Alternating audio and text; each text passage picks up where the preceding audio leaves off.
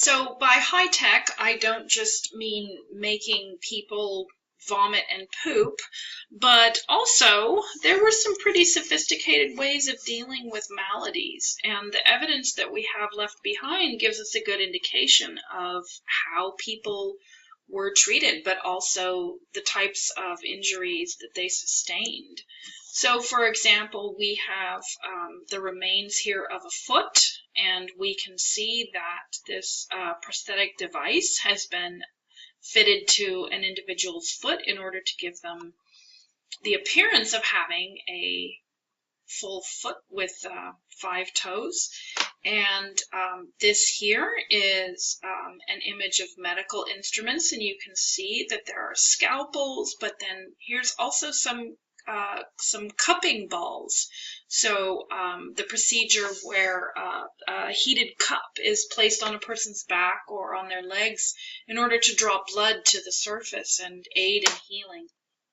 Some of you may get that done at your chiropractors or at your massage therapist, but you could get that treated at the Asclepion as well. This is a particularly interesting set of illustrations that show the adjustment of an individual's spine, or in this case here, this person's shoulder is out of joint, and so it's being jerked back into place, although jerked probably isn't a medical term. So one of my students last year asked me, how come these people are all naked in these pictures? And if we were all together in a course, I would ask you to tell me, why do you think these people would all need to be pictured nude?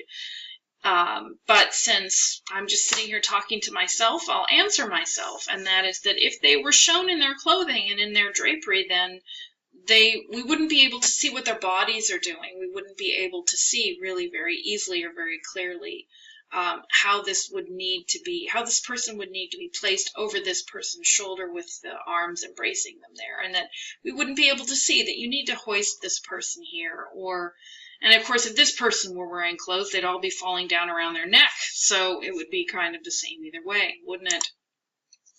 Another part, though, of the process of the treatment, in addition to an examination of the individual, in addition to purgation, and in addition to incubation, or whatever kinds of treatments took place, is also an important thing known as payment or remuneration. So we have many of these little objects known as ex voto, which means from the vow, and these are objects that are purchased by individuals who receive medical care, and you can see by the shapes they're in and what they portray, you can see how people received treatment and how they suffered. So here we have several breasts, which might represent breast cancer. We have injuries to ears or deafness. We have eyes here. And of course, this very poignant little figure here that gives us an indication that a child was sick or received health care or healing, or perhaps even died. And here are some other examples of different ex voto that again provide us with insight into the way people suffered and how they had to pay for their services. This is a particularly fascinating one here.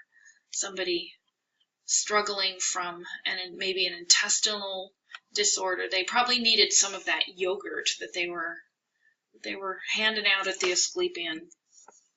So, for the most part, medical care was a combination of both divine and human agency. It was not the case that secular medicine was seen as standing in conflict or even really in competition with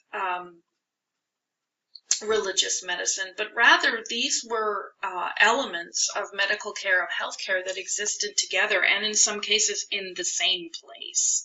So we need to think about that as we move forward in considering the relationship that Christianity will have with healthcare and healing.